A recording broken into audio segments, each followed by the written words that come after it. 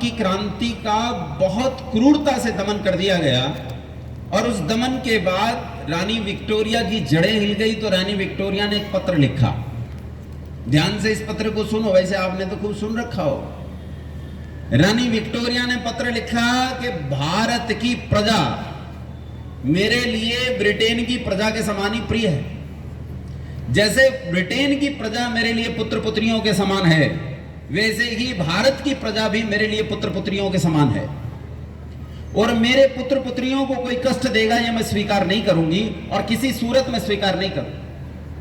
मैं प्रजा और पुत्र पुत्रियों में भेद नहीं करती और मैं इन पर वैसा ही सुख वर्षा करना चाहती हूं जैसी सुख वर्षा मैं ब्रिटेन की प्रजा पर करना चाहती हूं। जैसे वे मेरे बालक हैं, मैं उनकी माता पिता हूं, वैसे ही भारत की प्रजा की भी मैं माता पिता हूं। इस पत्र ने भारतीयों का हृदय जीत लिया और भारतीयों ने इसके सामने सरेंडर कर दिया। और तब ऐसे लोग पैदा हुए जिन्होंने कहा कि अंग्रेजों का ये राज सोने का काल है। ऐसा अंधकार, ऐसी अविद्या, ऐसा ज्ञान कि हाथ को हाथ दिखाई नहीं देता था, कोई मार्ग सुझाई नहीं देता था। जब किसी को कुछ दिखाई नहीं देता था तब ऐसे भयंकर गहरे अंधकार में एक आदित्य ने जन्म लिया, एक रवि उदय हुआ, ऐसा सूर्य प्रकट हुआ जिस सूर्य की रश्मियों ने सारे अंधकार को चीरकर सारे संसार में उजाला कर दिया। उस समय स्वामी दयानंद सरस्वती ने अपना प्रादुर्भाव इस देश में प्रकट करना प्रारंभ किया। विक्टोरिया का पत्र सुनो, कहती है माता पिता के समान मेरी कृपा इस प्रजा पर बरसेगी और इस प्रजा को मैं अपना पुत्र पुत्री मानती हूं। दयानंद के शब्द सुनो। दयानंद कहते हैं विदेशियों का राज चाहे माता पिता के समान सुख देने वाला भी क्यों ना हो, तब भी वो भूखे नंगे स्वदेशी राज का मुकाबला भी नहीं कर सकता, नहीं कर सकता है। और इसका परिणाम यह निकला कि पूरे देश में एक ऐसी तरंग दौड़ गई, पूरे देश में एक ऐसी लहर फैल गई कि इस देश का प्रत्येक युवक इस देश की आजादी के लिए उठ खड़ा हुआ। वीर विनायक दामोदर सावरकर ने एक बार उनके पास हिंदू आए, सेल्युलर जेल सजाए मौत काला पानी में इकट्ठे होकर कि मुसलमान हमारे लोगों को यहां जेल में भी हिंदुओं को मुसलमान बना रहे हैं, हम क्या करें, हम अपनी रक्षा कैसे करें। वो हमारे गेहूं के दानों पर अपने हाथ लगा देते हैं, हम उन्हें खा नहीं पाते, हमारा धर्म नष्ट हो जाएगा, मर जाएंगे, हम अपना धर्म कैसे बचाएं। तब वीर विनायक दामोदर सावरकर ने कहा था जब तक संसार में सत्यार्थ प्रकाश है तब तक कोई मजहब ही अपने मजहब की शेखी नहीं बघार सकता। और उन्होंने सत्यार्थ प्रकाश उन सारे कैदियों को दिया और कहा सत्यार्थ प्रकाश का अध्ययन करो मुसलमानों के पास इसके एक शब्द की काट नहीं है, एक शब्द की। वीर विनायक दामोदर सावरकर ने कहा था कि ऋषिवर दयानंद सरस्वती ने इस देश के ठंडे रक्त में ऐसी उष्णता का संचार कर दिया है कि प्रत्येक व्यक्ति, प्रत्येक रक्त का टुकड़ा इस देश की आजादी के लिए तड़प उठा है, मचल उठा है। देश आजाद हुआ। उस समय इस देश में आजादी के बेझंझट जो आजादी को रोक रहे थे, रास्ते में अड़चन बने खड़े थे, उन सबके सामने दयानंद पहाड़ के सामान अड़ गए। आप आश्चर्य करेंगे, जिनके काल में लोग सीधे खड़े होकर चल नहीं सकते थे। कलकत्ता में कोठी थी, पीली कोठी। कवि लिखते हैं 150 गज लंबी थी एक गली चलाए गए जहां नरनारी हाय पेट के बल इस तरह सताए गए जहां। पीली कोठी थी, उसके सामने से जब गुजरते थे तो लोगों को रेंग कर गुजरना पड़ता था पेट के बल। अभिव्यक्ति की आजादी नहीं थी, लोग बोल नहीं सकते थे। उस काल में स्वामी दयानंद सरस्वती ने उन ईसाइयों के माननीय ग्रंथ बाइबिल की चिंदी चिंदी कर पखियां उधेड़ दी और उनके खड़े किए गए प्रश्नों का जवाब आज तक बाइबिल नहीं दे सका। आज तक न बाइबिल दे सका ना बाइबिल वाले।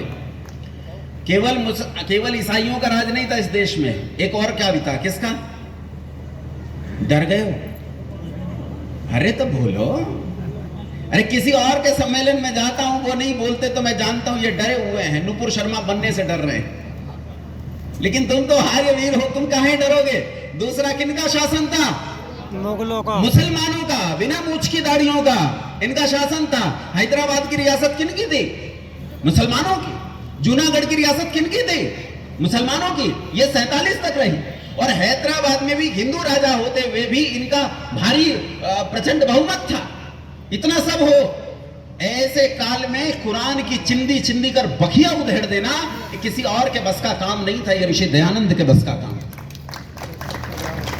ऋषि दयानंद उनमें से हैं कि इस देश को जोड़ने के लिए अपने कुल की परंपरा को एक क्षण में छोड़ दिया, एक क्षण में। बंगाल में गए, ऋषि दयानंद का एक वाक्य संसार में सब जगह बहुत माननीय दृष्टि से देखा जाता है, सत्य के ग्रहण करने और असत्य के छोड़ने में सर्वदा। एक आश्चर्य की बात कहूं, दुनिया में इतने मत मतांतर हैं, मैं चुनौती देता हूं सारे मत मतांतरों से कि तुम अपने माथे पर यह वाक्य लिखकर दिखाओ। कोई लिख सकता है अपनी संस्था के माथे पर यह वाक्य? दयानंद कहकर चला कि मेरी बात मानने में नहीं, सत्य मानने में, सत्य को ग्रहण करने में उद्यत रहो और असत्य को छोड़ने में उद्यत रहो। बंगाल में गए, लंबा चौड़ा शरीर, शरीर पर राख और एक लंगोट। केशव चंद्र सेन ने कहा, ब्रह्म समाज के उस समय के जो सर्वे सर्वा थे, उन्होंने कहा महाराज आपका यह भयानक रूप तो रात्रि में पुरुषों को भी डरा देता है, भयभीत कर देता है। स्त्रियां और बालक आपको देखकर निसंदेह डर उठते हैं, इसलिए आधी आबादी आपके विचारों से अनसुनी ही रह जाती है, उन तो सुन नहीं पाते। दयानंद ने कहा तो क्या? तो कहा आपको वस्त्र धारण करने चाहिए। अब सुनो दयानंद कौन थे? दयानंद के गुरु कौन थे? दंडी स्वामी बिरजानंद। ये शब्द सुनो ध्यान से, दंडी स्वामी बिरजानंद। हिंदुओं में या भारतीय प्राचीन परंपरा में दशनामा सन्यासी होते हैं, गिरी, पुरी, आश्रम, सरस्वती आदि होते ना, ये जो अपने नाम के पीछे सरस्वती लगाते हैं, ये सब दंडी सन्यासी होते हैं। दंडी सन्यासियों की परंपरा है, ये नंगे रहते हैं और शरीर पर, दंडी सन्यासियों में भी कई संप्रदाय हैं, ये नंगे रहते हैं और एक कोपीन बांधते हैं। ऋषि दयानंद उसी परंपरा में थे, उनके गुरु भी ऐसे ही रहते थे, दयानंद भी ऐसे ही रहते थे। अपने कुल की उस परंपरा को जैसे ही देखा कि मेरे देश तक मेरे विचार नहीं पहुंच रहे, एक क्षण में छोड़ दिया। ऐसे कहते हैं असत्य के छोड़ने में सर्वदा उद्यत रहना चाहिए। पहले करके दिखाया, काला कपड़े अभी पहनूंगा। उन्होंने कटिवस्त्र उत्तरीय ला कर दिया और कटिवस्त्र उत्तरीय ले लिया। उसके बाद केशव चंद्र सेन ने कहा कि आप संस्कृत में बोलते हो, आधों को समझ में आता है, आधों को समझ में नहीं आता। दयानंद ने कहा मैं काक भाषा नव्य न्याय की व्याकरण में नहीं बोलता हूं, मैं तो सामान्य संस्कृत को इतना सरल करके बोलता हूं कि लोगों को समझ में आएगा ना, ये समझ में नहीं आती। फिर कहा जो इस देश के सबसे बड़े वर्ग को समझ में आती है, उस भाषा को आपको हथियार बनाना चाहिए। वो भाषा कौन सी? कौन सी भाषा? हिंदी। लेकिन दयानंद तो दयानंद है, वह चीजों को अपने तरीके से रखता है। इस देश का नाम क्या था दयानंद के हिसाब से? आर्यवर्त। क्या नाम था? और नागरिकों का नाम आर्य। तो उनकी भाषा कौन सी होनी चाहिए? आर्य भाषा। उन्होंने हिंदी को एक नया नाम दिया और नाम दिया आर्य भाषा। ऋषि दयानंद वो व्यक्ति है जिन्होंने हिंदी को हिंदी बनाया। उनके काल में हिंदी थी ही नहीं।